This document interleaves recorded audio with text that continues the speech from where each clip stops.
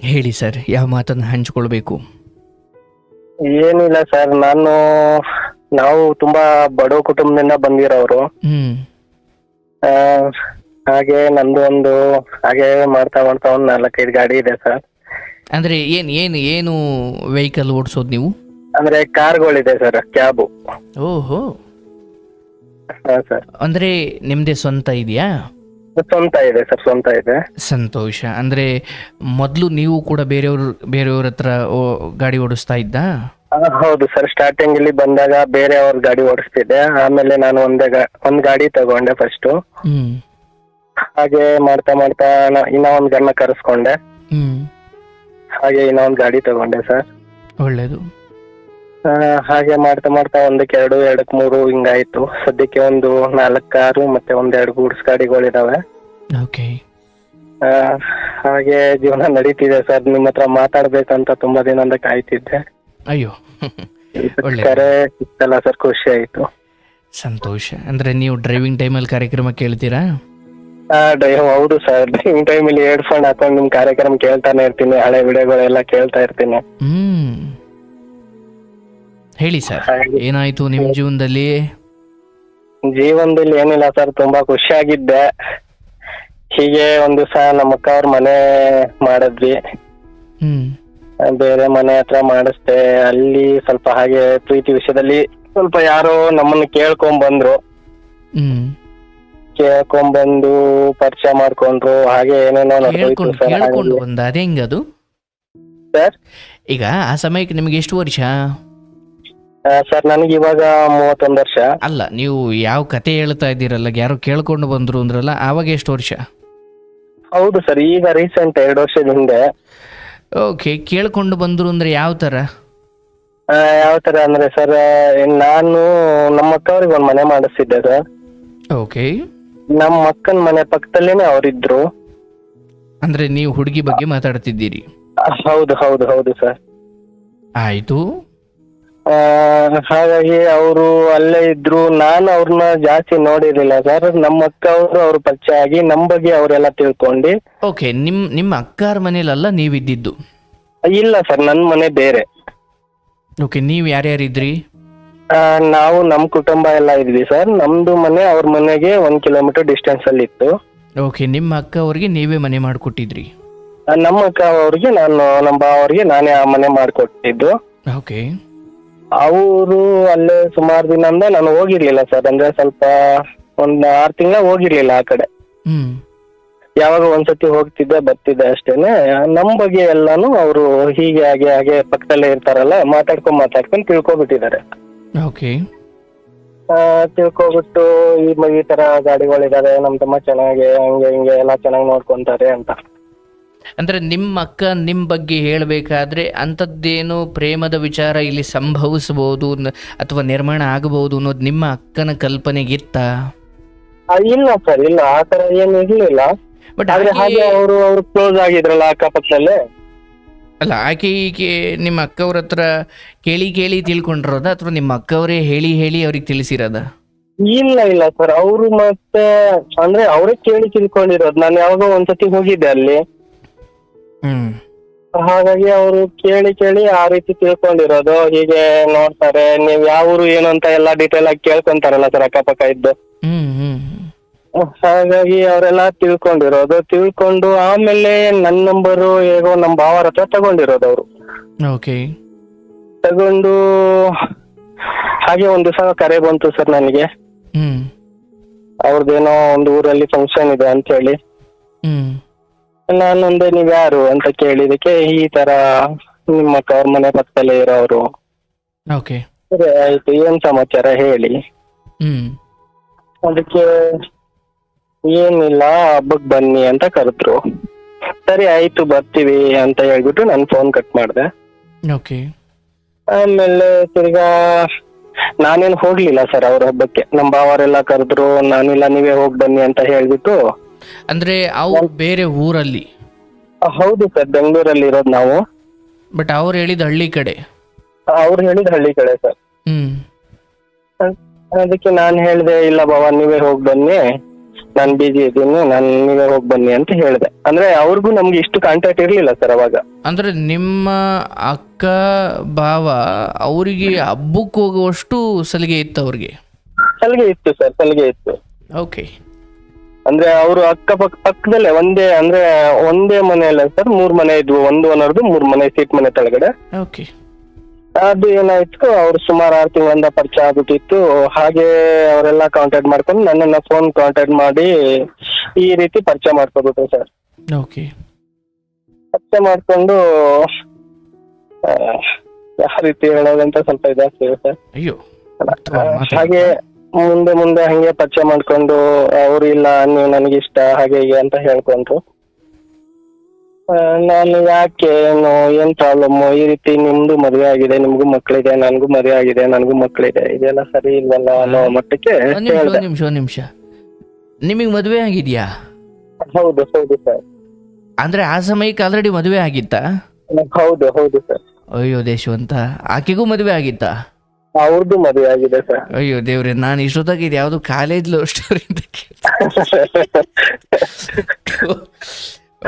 ಆಯ್ತು. ಸೊ ಆ ಕಡೆಯಿಂದ ಪ್ರಪೋಸ್ ಬಂತು, ಅವ್ರ ಗಂಡಂಗ್ ಗೊತ್ತಿಲ್ದಂಗೆ. ಹೌದು ಸರ್. ಸೊ ನಿಮ್ದೇನಿತ್ತು ಉತ್ತರ? ಸರಿ, ಇದು ಸುಮಾರು ಅವರು ಸುಮಾರು 6 ತಿಂಗಳಿಂದ ಟ್ರೈ ಮಾಡಿದ್ದಾರೆ ಸರ್, ನಾನು ಸಿಕ್ಕಿಲ್ಲ ಅವ್ರ ಕೈಗೆ. ಬಟ್ ಆಕ್ಚುಲಿ ನಿಮ್ ನಂಬರ್ ತಗೊಂಡು ಮೆಸೇಜ್ ಮಾಡ್ಲಿಕ್ಕೂ ಪ್ರಪೋಸ್ ಮಾಡ್ಲಿಕ್ಕೂ ಎಷ್ಟು ಅಂತರ ಇತ್ತು ಸರ್? ಮೆಸೇಜ್ ಏನ್ ಬರ್ಲಿಲ್ಲ, ಕಾಲ್ ಬಂದಿತ್ತು. ಮೊದಲನೇ ಕಾಲಲ್ಲೇ ಪ್ರಪೋಸ್ ಮಾಡಿದ್ರಾ? ಇಲ್ಲ ಸರ್, ಕಾಲ್ ಬಂತು. ಹಾಗೆ ಏನ್ ಮನೆ ಕಡೆ ಬರ್ಲಿಲ್ವಲ್ಲ, ಹಾಗೆ ಹೀಗೆ ಸ್ಟಾರ್ಟ್ ಆಯ್ತು ಸರ್ ಮಾತುಗಳು. ಮನೆ ಕಡೆ ಬರ್ಲಿಲ್ವಲ್ಲ ಅಂದ್ರೆ ನಾನು ಬಾಡಿಗೆ ಕೊಟ್ಟಿದ್ದೀನ, ನಿಮ್ಗೆ ಏನ್ ಬೇಕಾಯ್ತು? ಹಾಗೆ ಹಾಗೆ ಅವ್ರು ಪರಿಚಯ ಮಾಡ್ಕೊಂಡು ಹಾಗೆ ಈ ಕಡೆ ಬಂದಿಲ್ವಲ್ಲ ಯಾಕೆ ಏನು ಅಂತ ಕೇಳಕ್ ಸ್ಟಾರ್ಟ್ ಆಯ್ತು. ಓಕೆ.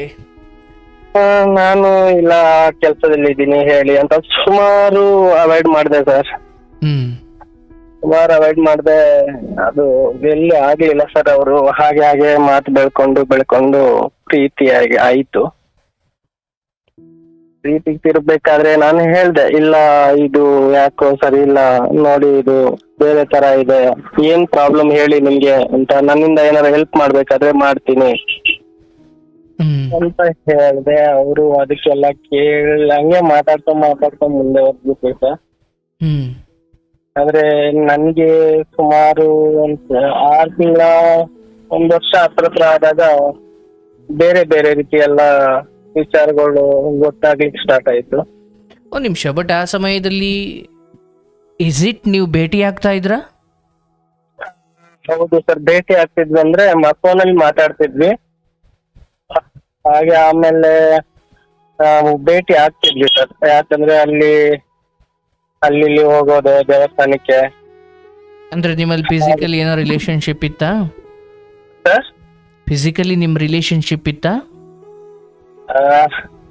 ಹೌದು ಸರ್, ಹಾಗೆ ಮುಂದೆ ಹೊರದ್ಬಿಟ್ವಿ ನಾವು. ಸರ್ ಹೇಳಪ್ಪ. ಹಾಗೆ ಮಾತಾಡ್ತಾ ಮುಂದೆ ಹೊರದ್ಬಿಟ್ವಿ 1 ವರ್ಷ. ಹಾಗೆ ನಮ್ಮ ಅಕ್ಕಂಗೂ ಗೊತ್ತಾಗತ್ತೆ, ನಮ್ಮ ಅಕ್ಕನೂ ಕರೆದ್ಬಿಟ್ಟು ಹೇಳ್ತಾರೆ, ನೀನ್ ಇದು ಮಾಡೋದೆಲ್ಲ ಸರಿ ಇಲ್ಲ. ನಿಮ್ಮ ಅಕ್ಕ ಅವ್ರಿಗೆ ಹೇಗ್ ಗೊತ್ತಾಗುತ್ತೆ? ನಾವೆಲ್ಲ ಮಾತಾಡಕ್ ಸ್ಟಾರ್ಟ್ ಮಾಡ್ತೀವಲ್ಲ ಸರ್, ಅವ್ರ ಮನೆಗಳಲ್ಲಿ ಪಾರ್ಟಿಗಳು ನಡೀತದೆ. ಹಾಗೆ ತುಂಬಾ ಟೈಮ್ ಸ್ಪೆಂಡ್ ಮಾಡ್ತೀವಿ ಅವ್ರ ಮನೆಯಲ್ಲಿ.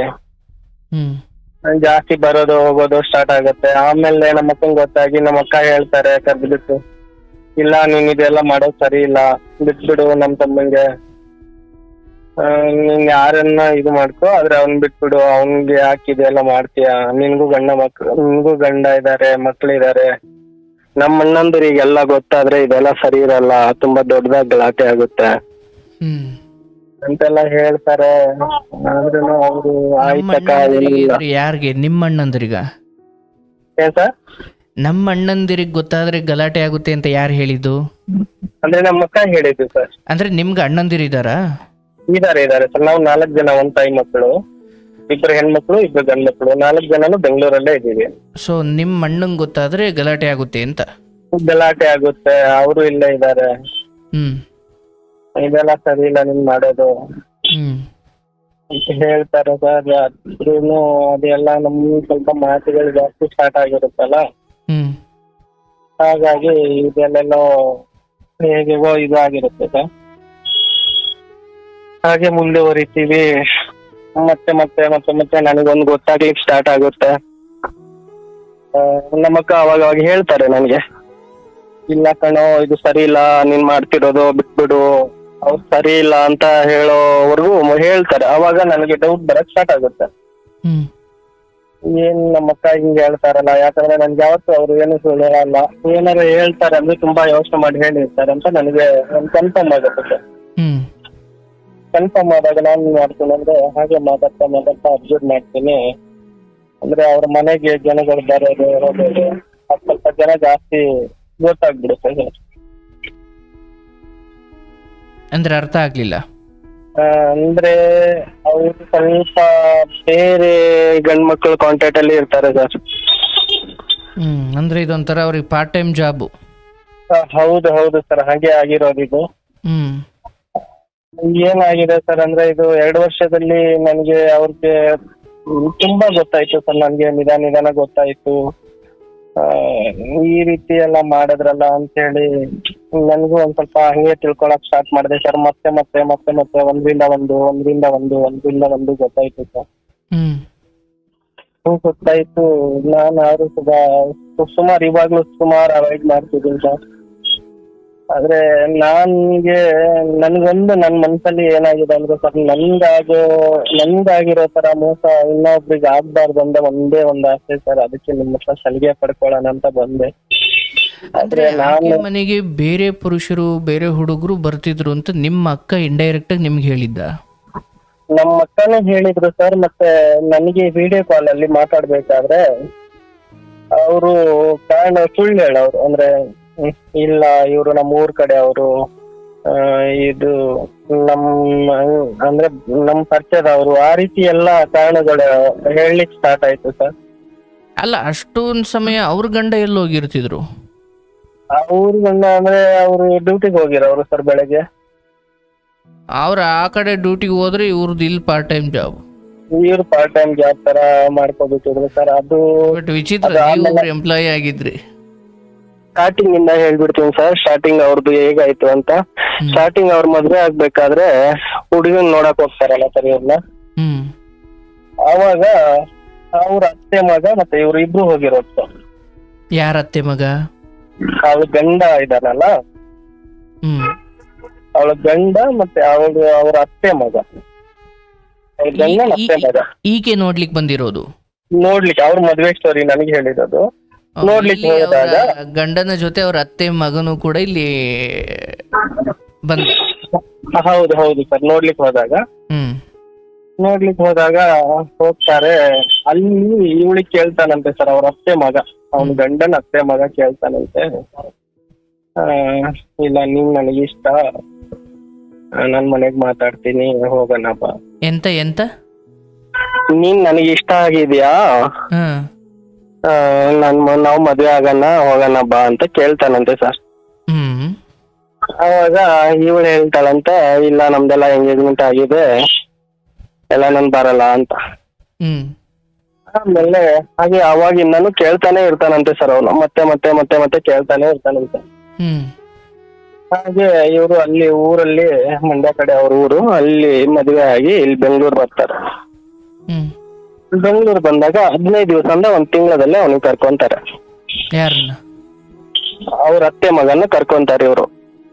ಯಾರು? ಈ ಹುಡುಗಿ ಕರ್ಕೊಂತಾರೆ ಸರ್. ಕರ್ಕೊಂತಾರೆ ಅಂದ್ರೆ ಅರ್ಥ? ಅಂದ್ರೆ ಒಂದೇ ಮನೆಯಲ್ಲಿ ಇರ್ತಾರೆ ಇವರೆಲ್ಲರೂ. ಅಂದ್ರೆ ಅವರ ಗಂಡನ ಒಪ್ಪಿಗೆಯ ಮೇರೆಗೆ? ಅವ್ರ ಗಂಡನ ಒಪ್ಪಿಗೆ ಮೇಲೆ ಕರ್ಕೊಂತಾರೆ ಸರ್. ಓಕೆ, ಅಲ್ಲೇ ಮನೆಯಲ್ಲಿ ಇರೋ ತರ? ಅವ್ರ ಗಂಡಂಗ್ ಗೊತ್ತಿರೋದಿಲ್ಲ ಸರ್ ಇದು. ಅಂದ್ರೆ ವಿಷಯ ಗೊತ್ತಿರಲ್ಲ, ಬಟ್ ಬಂದಿರೋದು ಓಕೆ? ಹೌದು ಸರ್, ಬಂದಿರೋದು ಓಕೆ. ಸುಮಾರು 4 ವರ್ಷ ಜೊತೆಗೆ ಇರ್ತಾರೆ. ಜೊತೆಗೆ ಇದ್ದು ಸ್ವಂತ ಇವ್ರಿಗೆ ನೋಡಿದ್ರೆ ಅಣ್ಣ ಆಗ್ಬೇಕಲ್ಲ ಸರ್. ಅವ್ನ ಗಂಡನ ಅತ್ತೆ ಮಗ ಅಂದ್ರೆ ಇವ್ಳಿಗೆ ಅಣ್ಣ ಆಗ್ಬೇಕು. ತುಂಬಾ ಏನೇನೋ ತಪ್ಪುಗಳು ಮಾಡ್ಕೊಂತಾರೆ. ಅದು ಆಗತ್ತೆ ಸರ್. ಅದು ಆದ್ಮೇಲೆ ಸುಮಾರು ಬೇರೆ ಬೇರೆ ಕಡೆ ಏನೇನೋ ಮಾಡ್ತಾರೆ. ಅದನ್ನು ಸುಮಾರು ನಡೆಸ್ತಾರೆ ಸರ್. ಅದು ಬೇರೆ ಬೇರೆ ವಿಷಯದಲ್ಲಿ, ದುಡ್ಡಿನ ವಿಷಯದಲ್ಲಿ ಹಾಗೆ ಗಂಡಸನ್ನು ತುಂಬಾ ಬೇರೆ ಬೇರೆ ರೀತಿ ಈಗ ನನಗೆ ಹೇಗಾಯ್ತು ಸರ್ ಅದೇ ರೀತಿ ಪರಿಚಯ ಮಾಡ್ಕೊಂಡು ತುಂಬಾ ಬೇರೆ ಬೇರೆ ರೀತಿ ನಡೆಸ್ತಾರೆ ಸರ್. ಅದಕ್ಕೆ ಇದು ಏನ್ ಮಾಡೋದು, ಇದನ್ನ ಯಾವ ರೀತಿ ಬಗೆಹರಿಸ್ಕೋಬೇಕು, ಇಂಥವ್ರು ಯಾವ ರೀತಿ ಚೇಂಜ್ ಮಾಡ್ಬೇಕು ಇಂಥವ್ರನ್ನಂತ ನನ್ ಒಂದೇ ಆಟ ಸರ್. ನನ್ ಈ ರೀತಿ ಆಯಿತು ಅಲ್ಲ, ಆ ರೀತಿ ಬೇರೆ ಅವ್ರಿಗೆ ಯಾರಿಗೂ ಒಬ್ರಿಗೂ ಸುತ ಮೋಸ ಆಗ್ಬಾರ್ದು ಅಂತ ಒಂದೇ ಜಾಸ್ತಿ ಆಟ ಸರ್. ಅಂದ್ರೆ ಇವಾಗ ಆಲ್ರೆಡಿ ನನಗೆ 4-5 ಜನದ್ ಗೊತ್ತಾಗಿದೆ ಸರ್.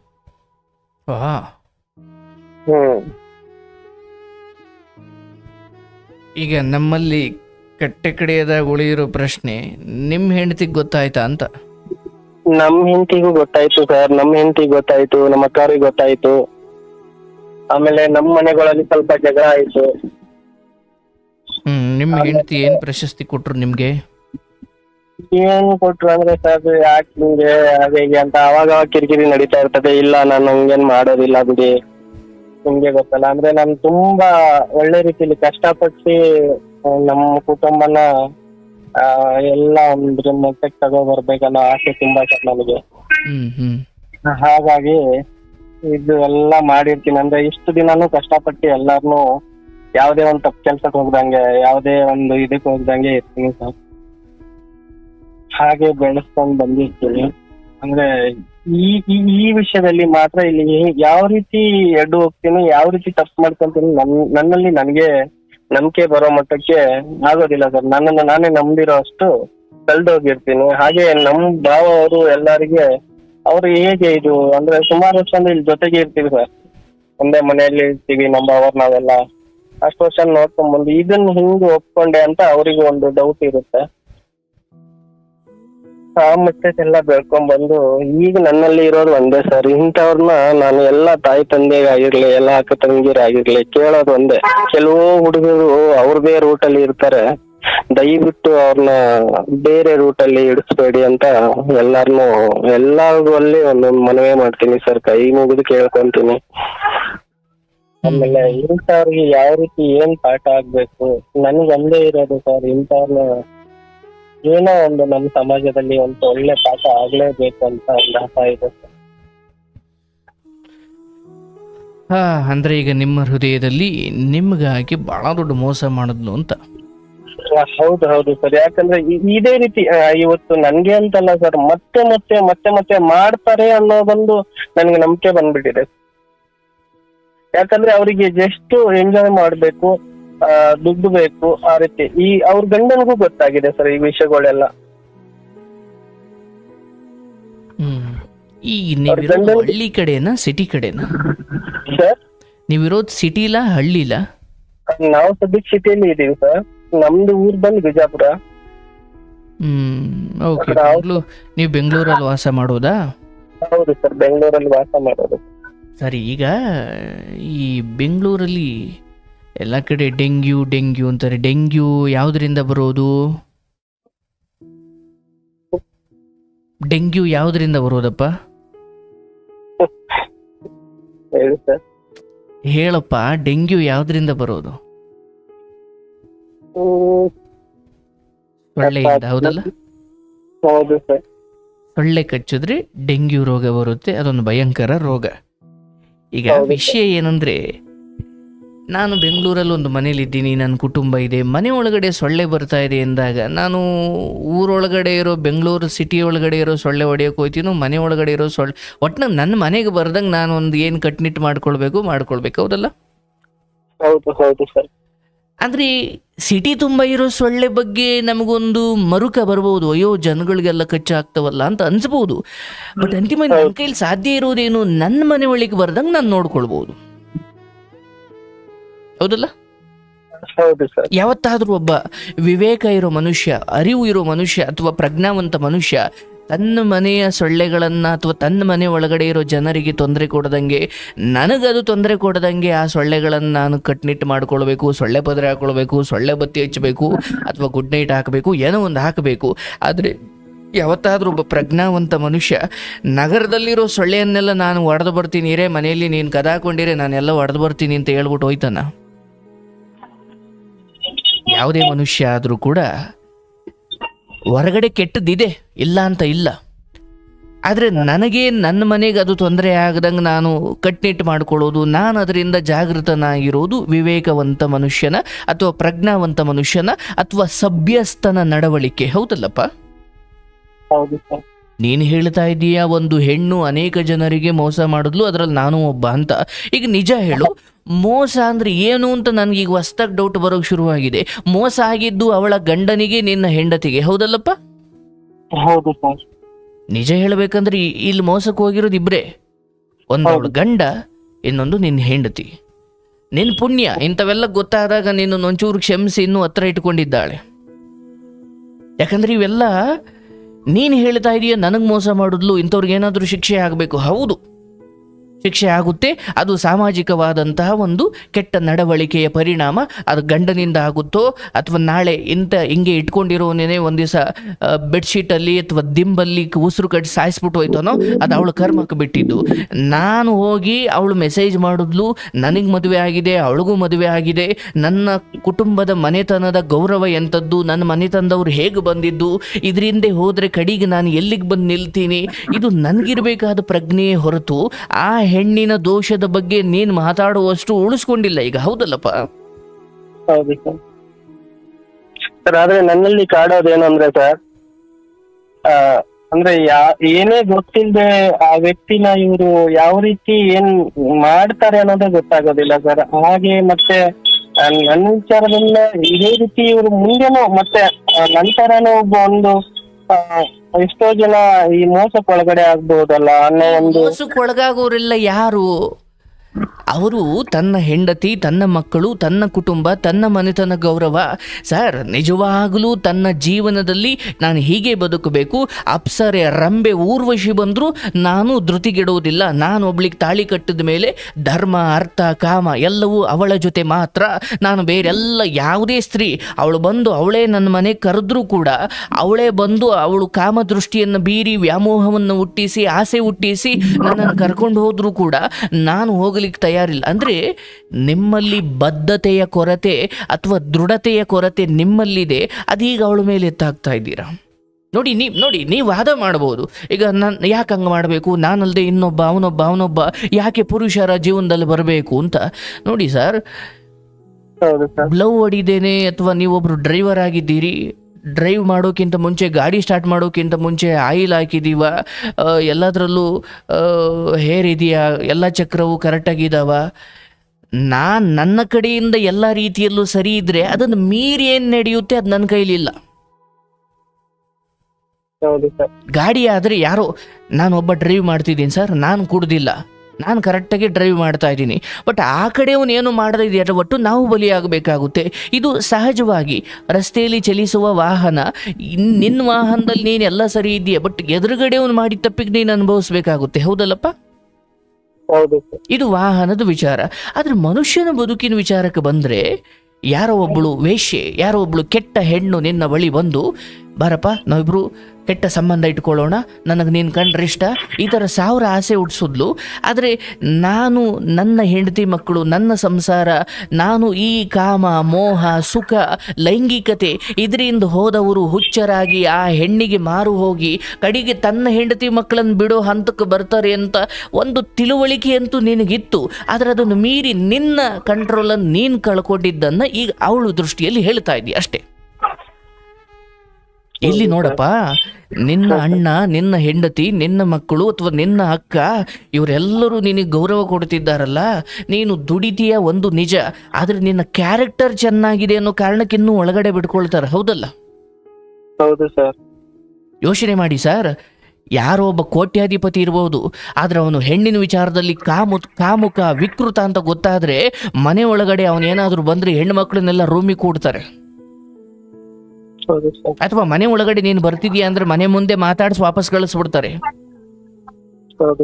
ಮನೆ ಹತ್ರ ಬಾ ಅಂತ ಹೇಳಲಿಕ್ಕೆ ವ್ಯಕ್ತಿತ್ವ ಬೇಕಾಗಿಲ್ಲ, ಆದರೆ ಒಳಗಡೆ ಬಿಟ್ಕೊಳ್ಳಿಕ್ಕೆ ಒಂದು ವ್ಯಕ್ತಿತ್ವ ಬೇಕು. ಮನೆ ಹತ್ರ ಬಾ ಅಂತ ನಾವೊಬ್ಬ ಬೀದಿಲಿ ಹೋಗೋ ದಾಸಯ್ಯನ್ನು ಕರಿತೀವಿ, ಒಳಗಡೆ ಬಿಟ್ಕೊಳ್ಳಿಕ್ಕೆ ಒಂದು ವ್ಯಕ್ತಿತ್ವ ಬೇಕಲ್ಲ. ಇವತ್ತು ನೀವು ಪ್ರಾಮಾಣಿಕವಾಗಿ ನೀವು ಯೋಚನೆ ಮಾಡಿ ಸರ್, ಈ ಜಗತ್ತಲ್ಲಿ ಬೇಡದೇ ಇರೋ ಈಗ ನೀವೊಂದು ಹಳ್ಳಿ ಕಡೆಯವರಾಗಿರೋದ್ರಿಂದ ನೀವು ಜೋಳ ಬಿತ್ತನೆ ಮಾಡ್ತೀರಾ, ರಾಗಿ ಬಿತ್ತನೆ ಮಾಡ್ತೀರಾ, ಆ ಬೆಳೆಗಳ ನಡುವೆ ಹುಟ್ಟುವ ಕಳೆ ಇದೆಯಲ್ಲ, ಅದು ನೀವೇನು ಬಿತ್ತನೆ ಮಾಡಿ ನೀರಾಯಿಸಿರ್ತೀರಾ? ಇಲ್ಲ, ಆದರೂ ಹುಟ್ಟುತ್ತವೆ, ಹೌದಲ್ಲ? ಹೌದು ಸರ್. ನಿಮಗೆ ಬೇಕಾಗಿರೋ ಬೆಳೆಯನ್ನ ಕಟಾವು ಮಾಡಿಕೊಂಡು ಬೇಡದೇ ಇರೋದನ್ನ ಕುಯ್ದಾಕ್ತೀರಾ ಅಥವಾ ಅಲ್ಲೇ ಬಿಡ್ತೀರಾ? ಅಯ್ಯೋ ಹುಟ್ಟುಬಿಟ್ಟಿದೆ ಅಂತ ತಗೊಂಡು ನೀವು ಬೆಳೆ ಜೊತೆ ಕಳೆನೂ ತಗೊಂಡೋಗಿ ಮನೆ ಒಳಗಡೆ ಇಟ್ಕೊಳ್ತೀರಾ? ಕಳೆ 1000 ಬರಲಿ, ಅಂಡ್ ಇಂಥ ಹೆಣ್ಣಿನ ವಿಚಾರ ನಿಮ್ಮ ಬದುಕಲ್ಲಿ ಎಷ್ಟಾಗಿದ್ದೋ ಅಲ್ಲೆಲ್ಲೂ ಹಾದಿ ತಪ್ಪದವ್ರು ಇಲ್ಲಿ ಯಾಕೆ ತಪ್ಪುದ್ರಿ? ನಮ್ಮ ತಪ್ಪನ್ನ ಅವ್ರಿವ್ರ ಮೇಲೆ ಹಾಕು. ನೋಡಿ, ನಿಮ್ಮ ಮನಸ್ಥಿತಿ ನನಗೆ ಅರ್ಥ ಆಗುತ್ತೆ. ಇಂಥವರಿಗೆ ಶಿಕ್ಷೆ ಆಗಬೇಕು ಅಥವಾ ಇಂಥವರ ವಿಚಾರದಲ್ಲಿ ತುಂಬ ಸಂಸಾರಗಳು ಹಾಳಾಗ್ತವೆ, ನಿಜ. ಸುಮ್ಮನೆ ಯೋಚನೆ ಮಾಡಪ್ಪ. ಇದೇ ವಿಚಾರವನ್ನು ಇಟ್ಟುಕೊಂಡು ನಿಮ್ಮ ಹೆಂಡತಿ ಒಂಚೂರು ಗಟ್ಟಿ ನಿರ್ಧಾರ ತಗೊಂಡಿದ್ರೆ ನಿನ್ನ ಬದುಕು ಏನಾಗ್ತಿತ್ತು? ನೀನು 1 ಲಾರಿ ಅಲ್ಲ 50 ಲಾರಿ ಇಟ್ಕೊಂಡ್ರು ಅಡಕೆಗೆ ಹೋದ ಮಾನ ಆನೆ ಕೊಟ್ಟರು ಬರೋದಿಲ್ಲ. ಇನ್ಯಾವುದೋ ಹೆಣ್ಣಿನ ಸವಾಸಕ್ಕೆ ಹೋಗಿ ಹಾಳಾದವನು ಕೊಣೋ. ಯಾಕಂದ್ರೆ ಕ್ಯಾರೆಕ್ಟರ್ ಅನ್ನೋದು ಇದೆಯಲ್ಲ ಸರ್, ಅದು ಹಣದಿಂದ ಸಂಪಾದನೆ ಮಾಡ್ಲಿಕ್ಕೆ ಆಗಲ್ಲ. ಹಣದಿಂದ ನೀನು ದೊಡ್ಡ ಮನೆ ಕಟ್ಟಿಸ್ಬೋದು, ಆದ್ರೆ ಆ ಮನೆ ಒಳಿಕೆ ಮಹಾತ್ಮರನ್ನ ನೀನು ಕರೆಸ್ಲಿಕ್ಕೆ ಆಗಲ್ಲ. ನನಗೂ ಅನಿಸ್ತಿದೆ ಸರ್, ತುಂಬಾ ನನಗೂ ಹಾಗೆ ಅನಿಸ್ತಿದೆ ಸರ್. ನಾನು ತುಂಬಾ ತಪ್ಪು ಮಾಡಿದೀನಿ. ನಾನು ಯಾಕೆ ಹೀಗಾದೆ ಅಂತಾನೆ ನನಗೆ ಗೊತ್ತಾಗ್ತಿಲ್ಲ ಸರ್. ಆ ಮಟ್ಟಕ್ಕೆ ನಾನು ಇದಕ್ಕೂ ಮುಂಚೆ ಸುಮಾರು ಇಷ್ಟೆಲ್ಲ ಅವಾಯ್ಡ್ ಮಾಡ್ಕೊಂಡ್ ಬಂದೆ. ನಮ್ ತಾಯಿಗೂ ಗೊತ್ತಾಗಿ ಕಣ್ಣೀರ್ ಹಾಕ್ಬಿಟ್ರು. ನನ್ಗೆ ಅವತ್ತೇ ಅನಿಸ್ಬಿಡ್ತು ಇದು. ನಮ್ ತಾಯಿಗೂ ನಾನೇ ಹೇಳ್ಬಿಟ್ಟೆ ಸರ್, ನೀವ್ ಹಿಂಗೆ ನನಗೆ ಟಾರ್ಚರ್ ಕೊಡ್ತಾ ಇದ್ರೆ ಏನೇನೋ ಕೋಪದಲ್ಲಿ ಮಾತಾಡ್ಕೊಂಡ್ಬಿಟ್ಟೆ. ಆಮೇಲೆ ಅವರೇ ಕಣ್ಣೀರ್ ಹಾಕಿದಾಗ ನನ್ಗೆ ಅವತ್ತಿಂದ ಸ್ಟಾರ್ಟ್ ಆಗಿತ್ತು ಸರ್, ಇಲ್ಲ ನಾನು ತಪ್ಪು ಮಾಡ್ತಿದ್ದೀನಿ. ದಯವಿಟ್ಟು ನೀವು ಯೋಚನೆ ಮಾಡಿ, ಒಂದೇ ಒಂದು ಮಾತು ಅರ್ಥ ಮಾಡ್ಕೊಳ್ಳಿ. ನೀವು ಅವಳ ಜೊತೆ ಅನುಭವಿಸಿದ ಎಲ್ಲ ಸುಖಗಳು ನಿಮ್ಮ ಬದುಕಿನ ನಾಳೆಯ ದುರಂತವನ್ನು ಹೇಳ್ತಾ ಇದ್ದು, ಬಟ್ ಆ ಸುಖದ ಮುಂದೆ ನೀವು ಸತ್ಯಕ್ಕೆ ಬೆಲೆ ಕೊಡ್ಲಿಲ್ಲ. ಹೌದು ಸರ್. ನಿಮ್ಗೇನು ಗೊತ್ತಿರ್ಲಿಲ್ಲ ಅಂತ ಇಲ್ಲ.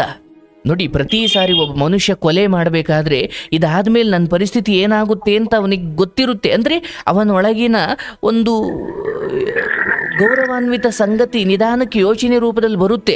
ಆದರೆ ಅವನ ಕೋಪ ಆ ಯೋಚನೆಯನ್ನು, ಸತ್ಯವನ್ನು ತುಳಿದು ಕೋಪ, ದ್ವೇಷ ಅಥವಾ ಅಂಥದ್ದೊಂದು ಕೆಟ್ಟ ಭಾವನೆ ಅವನನ್ನು ಕೊಲೆ ಮಾಡು, ಕೊಚ್ಚು, ಚಚ್ಚು ಅಂತ ಹೇಳುತ್ತೆ. ಆದರೆ ಇದಾದ್ಮೇಲೆ ನನ್ನ ಪರಿಸ್ಥಿತಿ ಏನಾಗುತ್ತೆ ಅಂತ ಚಿಕ್ಕ ಅರಿವು ಅವನಿಗಿರುತ್ತೆ. ಆದರೆ ಅಜ್ಞಾನದ ಮುಂದೆ ಜ್ಞಾನ ಸೋತು ಬಿಡುತ್ತೆ ಆ ಸಮಯದಲ್ಲಿ. ಈ ಹೆಣ್ಣು ಫೋನ್ ಮಾಡಿದಾಗ, ಮೆಸೇಜ್ ಮಾಡಿದಾಗ, ಹಬ್ಬಕ್ಕೆ ಬಾ ಅಂದಾಗ, ಇನ್ನೇನ್ಕೋ ಬಾ ಅಂದಾಗ, ಸರ್ ಹಬ್ಬಕ್ಕೆ ಹೋಗುವುದು ಬರೋದು ಮನುಷ್ಯ ಅಂದಮೇಲೆ ಗೊತ್ತಿಲ್ಲದಿರೋರ ಹಬ್ಬಕ್ಕೂ ಹೋಗಬೇಕಾಗುತ್ತೆ, ಬರಬೇಕಾಗುತ್ತೆ. ಆದರೆ ನನ್ನ ಹೆಂಡತಿ ಮಕ್ಕಳನ್ನು ಯಾವುದೇ ಆದರೂ ಅಷ್ಟೇ, ನೀವೊಂದು ಹೆಜ್ಜೆ ಇಡಬೇಕಾದ್ರೆ ಇದು ನನ್ನ ಬದುಕಿಗೆ ಲಾಭವೋ ಅಥವಾ ನನ್ನ ಬದುಕಿಗಿದು ಶಾಪವೋ? ತುಂಬ ಸಾರಿ ಹಣ, ವಜ್ರ, ವೈಡೂರ್ಯ. ಈಗ ನಿಮ್ಗೆ ನಾನು ಚಿಕ್ಕ ಬದುಕಿನ ಪಾಠ ಹೇಳ್ಬಿಡ್ತೀನಿ ನೋಡಿ. ಹೀಗೆ ಒಬ್ಬ ದೊಡ್ಡ ರಾಜನ ಅರಮನೆಗೆ ಇದ್ದಕ್ಕಿದ್ದ ಹಾಗೆ ಒಬ್ಬ ಮಹಾತ್ಮ ಬಂದ. ಆ ರಾಜ ಆ ಮಹಾತ್ಮನನ್ನು ಬಹಳ ಪ್ರೀತಿಯಿಂದ, ಬನ್ನಿ ನಿಮ್ಮಂಥ ಮಹಾತ್ಮರು ಬಂದಿದ್ದು ನಮಗೆ ಬಹಳ ಸಂತೋಷವಾಯಿತು ಅಂತ ರಾಜೋಚಿತವಾಗಿ ಆ ಮಹಾತ್ಮನನ್ನು ಬರಮಾಡಿಕೊಳ್ತಾನೆ. ಅವನಿಗೆ ಅರಮನೆಯನ್ನು ತೋರಿಸ್ಲಿಕ್ಕೆ ಶುರು ಮಾಡ್ತಾನೆ ರಾಜ. ಇದು ಇಷ್ಟು ಕೋಟಿ ಖರ್ಚು ಮಾಡ್ದು ಅಂತ. ಕಡೆಗೆ ಅವನ ಸಂಪತ್ತಿನ ಖಜಾನೆಯ ಕಡೆ ಕರ್ಕೊಂಡು ಹೋಗಿ, ನೋಡಿ ಮಹಾತ್ಮರೇ, ಇದು ಚಿನ್ನ, ಇದು ವಜ್ರ, ಇದು ವೈಡೂರ್ಯ. ಯಾಕಂದರೆ ನೋಡಿ, ಚಿನ್ನ, ವಜ್ರ, ವೈಡೂರ್ಯ ಇದಾವಲ್ಲ, ನಮ್ಮ ಭಾರತೀಯರಿಗೊಂದು ಬುದ್ಧಿ ಇದೆ. ಏನಾದರೂ ಒಂಚೂರು ಚೆನ್ನಾಗಿ ದುಡ್ಡು ಬಂದ್ಬಿಟ್ರೆ ತಕ್ಷಣ ಚಿನ್ನ ಖರೀದಿ ಮಾಡಿ ಮನೇಲಿ ಇಟ್ಕೊಳ್ಳೋದು, ಹೌದಲ್ಲ? ನೀವು ಯಾರನ್ನೇ ನೋಡಿ, ನಮ್ಮ ಭಾರತೀಯರಿಗಿರುವಷ್ಟು ಚಿನ್ನದ ವ್ಯಾಮೋಹ ಯಾರಿಗೂ ಇಲ್ಲ. ಅಂದಾಜಿನ ಪ್ರಕಾರ ಹೇಳ್ತಾರೆ, ನಮ್ಮ ದೇಶದ ಜನರು, ಅದು ಬಡವನಾಗಲಿ ಶ್ರೀಮಂತ ಆಗಲಿ, ಏನಾದರೂ ಹಣ ಬಂದಾಗ ಮೊದಲು ಚಿನ್ನ ಅಥವಾ ಇನ್ನೇನು ಮಾಡಿ ಒಡವೆ ಮಾಡಿ ಎಲ್ಲೋ ಒಂದು ಕಡೆ ಬಚ್ಚಿಟ್ಕೊಳ್ಳೋದು.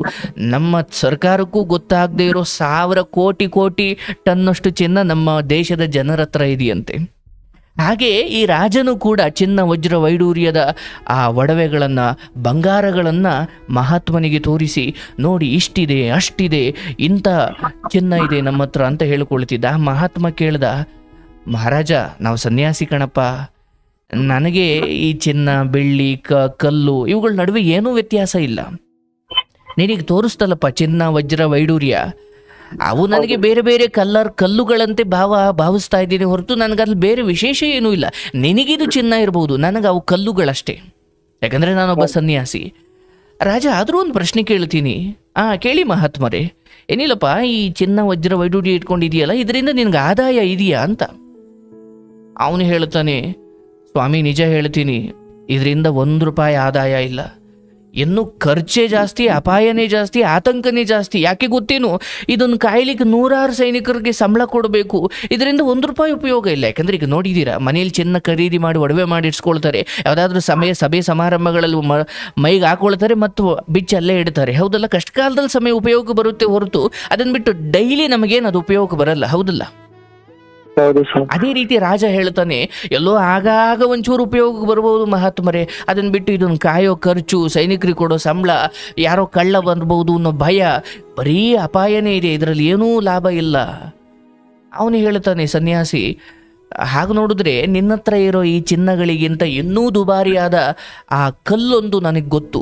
ಹೌದಾ? ನಿಮಗೆ ಗೊತ್ತಾ? ಅಯ್ಯೋ ಮಹಾತ್ಮರೇ ಹೇಳಿ, ಅಂಥ ದುಬಾರಿಯಾದ ಕಲ್ಲುಗಳು ಎಲ್ಲಿದ್ದಾವೆ? ಬಾ, ಕರ್ಕೊಂಡು ಹೋಗ್ತೀನಿ ಅಂತ ಆ ರಾಜ್ಯದ ಹೊರಗಡೆ ಒಂದು ಗುಡಿಸ್ಲಿರುತ್ತೆ. ಆ ಗುಡಿಸ್ಲೊಳಗಡೆ ಒಬ್ಬ ಅಜ್ಜಿ ವಾಸ ಆಗಿರ್ತಾಳೆ. ಈ ರಾಜರನ್ನು ಕರ್ಕೊಂಡು ಆ ಗುಡಿಸ್ಲೊಳಗಡೆ ಹೋಗ್ತಾನೆ. ಆ ಅಜ್ಜಿ ಅಲ್ಲೊಂದು ರಾಗಿ ಕಲ್ಲು ಇಟ್ಕೊಂಡು ರಾಗಿ ಬೀಸ್ತಾ ಇರ್ತಾಳೆ.